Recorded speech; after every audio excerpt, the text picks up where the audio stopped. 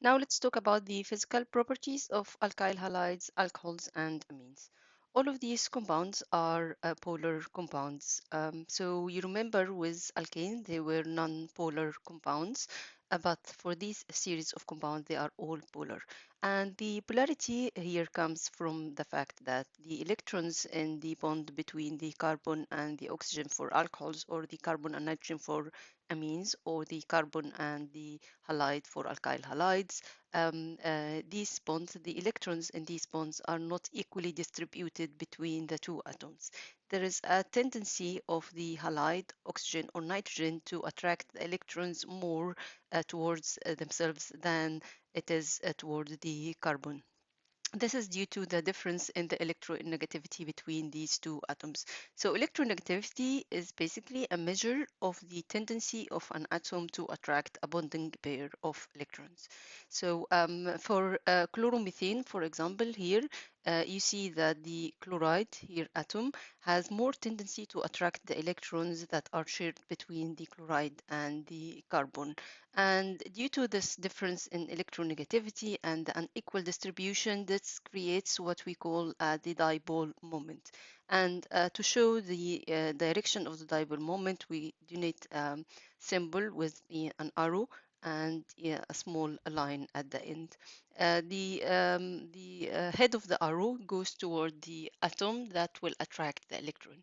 That means that actually for carbon and chloride, the carbon will have a partial negative charge, meaning it doesn't take the electrons, all the electrons on its own, so it doesn't have a full negative charge, just a partial, and we donated this symbol. And the carbon will have a partial positive charge. And that means that this bond is actually a polar bond. For something like, for alcohol, something like methanol, for example, the simplest example of an alcohol.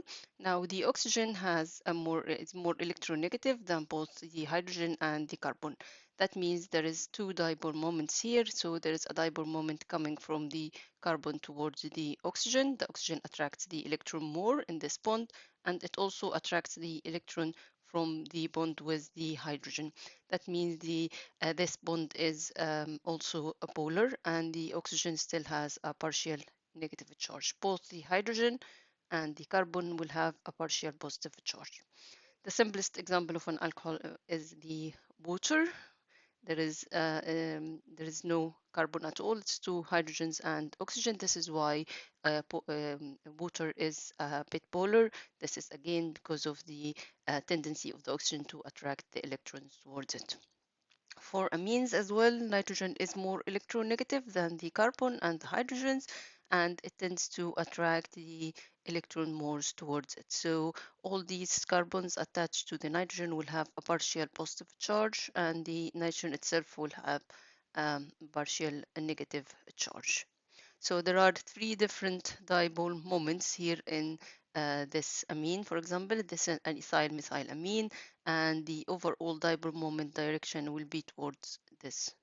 So there is an overall dipole moment where it's towards the nitrogen. So how does this polarity affect the physical properties of amines? First, the polarity will affect the intermolecular attraction. We know that intermolecular attraction is the attraction between different molecule or the same molecule um, in a medium, whether it's in a solution or whether it's simply in its pure form as a liquid, a gas, or as a solid. So if you remember, or if we can recap from the hydrocarbons that we said they are they are non-polar compounds, and the intermolecular attractions for the hydrocarbons comes from the induced dipole interaction, and it's what we call the London dispersion interaction. This London dispersion interaction was very weak, but it's the reason why the alkane they have some intermolecular forces, and some of the alkane, the higher chain alkanes, are liquids, not gases. For alkyl halides or amines or water, it's a different story. Sorry, if amines or alcohols, it's a different story. For example, for alkyl halides, because they are polar, they have a permanent dipole moment. So, for example, this fluoride uh, atom, this fluoride bond has a dipole moment where the fluoride has a partial negative charge. The electrons are more shifted towards the fluoride. And this dipole moment, the permanent one, can induce another dipole moment in CUH. This is an induced dipole moment here, and there will be an intermolecular interaction between the partial negative charge on the fluoride and the hydrogen here, which will have a partial positive charge. Also, there is an interaction between the permanent dipole and the other permanent dipole. So we know that CF now, the carbon here will have a partial positive charge and the fluoride will have a partial negative charge.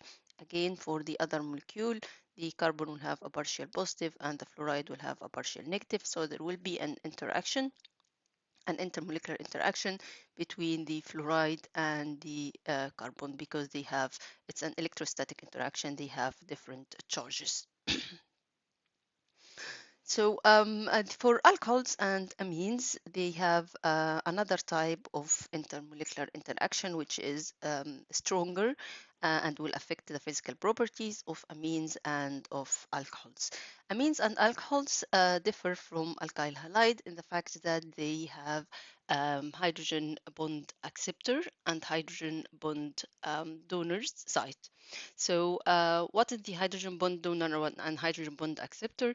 So the hydrogen bond donor is basically when the oxygen is bonded to hydrogen or the nitrogen is bonded to hydrogen. This hydrogen, because it has a partial positive charge, it can take part in a hydrogen bond. A hydrogen bond comes from an interaction between a lone pair of electron on an atom like oxygen and nitrogen and the hydrogen. So it's not between a partially negative charged atom, but it's between a lone pair of electron with the partial positive charge. So for alcohols, for example, it has an oxygen that has two lone pair of electrons that can act as a hydrogen bond acceptor because it can accept hydrogen. And it also has a hydrogen that can act as hydrogen bond donor. So this will lead to a formation of hydrogen bonding between the oxygen of one molecule and hydrogen of another molecule. This hydrogen bond will affect the physical properties of alcohols, because now if you mix alcohol with water, they will be miscible. Alcohol will be miscible in water, and if the alcohol is actually a solid, it will be soluble in water. So this solubility or this miscibility is due to the formation of the hydrogen bond, because again, water itself will have an oxygen and hydrogen, and it can take part in the formation of the hydrogen bond. It's the same for the amines, because amines now has nitrogen that has a lone pair of electrons, so it acts as hydrogen bond acceptor, and then it has hydrogen attached to the nitrogen, which will act as hydrogen bond donor. So there will be a formation of hydrogen bond that also affects the melting points and affects the miscibility of amines or solubility of amines. For primary and secondary amine, they have both hydrogen bond donors and acceptors, because the lone pair will always act as a hydrogen bond acceptor. But for primary and secondary amine, they have hydrogen, so these hydrogen will act as hydrogen bond donor. For tertiary amine do not have hydrogen, so they do not have hydrogen bond donor. They only act as hydrogen bond acceptor, and they can do or make hydrogen bond with water molecules, if so they can become miscible with water. So this is the hydrogen bond that's formed between a lone pair of electron and a hydrogen that is attached to an oxygen or a nitrogen. Remember that the hydrogen bond is stronger than the dipole-dipole interaction. So we will see how that the effect of the hydrogen bond will have an effect on the boiling point of the different classes of compounds. So we know that alkyl halides will only have the dipole-dipole interaction. They will not have hydrogen bonds. That means that in comparison with the same series of alkyl group, for alcohols and amines, they will have higher boiling points in comparison with their counterparts of the alkyl halides. So, for example, here, if you have different alkyl halides and you have the hydrogen, so um, let's say for amethyl, for alkyl groups, as we go down the series, we know that there will be an increase in the boiling point. We talked about that in alkane, how the increase in the number of the longer the chain, the higher the interaction. Now, there is another type of interaction other than the London dispersion that is due to the presence of the functional group, whether it's a halide or if it's an OH or an NH. So for alkyl halides in comparison with their counterpart of the hydroxyl compounds, or for alcohols, you will see that the alcohol has much higher boiling point in comparison with the alkyl halide. Also, there's very important thing that you need to notice that as the size of the halide increase, there will be an increase in the boiling point as well. This is because there will be an increased polarizability down the group. So as we go down from fluoride to chloride, bromide, and iodide, there will be an increase, as you see here, in the boiling point. But notice that it will also be less than the boiling point of the alcohol will be higher. This is because alcohol will have a hydrogen bond in comparison to the alkyl halide, which will not have hydrogen bonding. Um, this is consistent, but sometimes the iodo compounds can have even higher boiling point in comparison with the alcohols.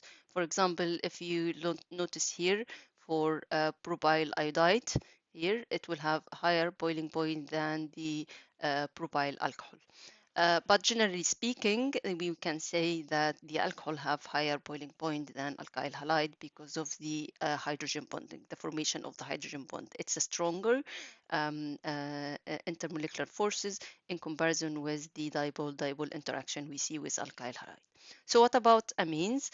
So amines are a kind of intermediate between alcohols and alkyl halide, because amines now will have hydrogen bond, but the hydrogen bond formed with amines are less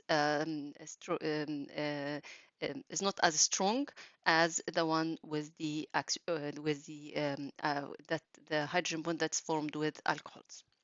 This is because oxygen is more electronegative than nitrogen, and because oxygen is more electronegative than nitrogen, that means the charge on the oxygen is a bit higher than the charge on the nitrogen, and the hydrogen bond formed between the oxygen and the hydrogen as a hydrogen bond is stronger than the hydrogen bond that's formed between nitrogen and the hydrogen as a hydrogen bond. So the hydrogen bond in alcohols is stronger than the hydrogen bond in amines, and this is why alcohol have higher boiling points in comparison with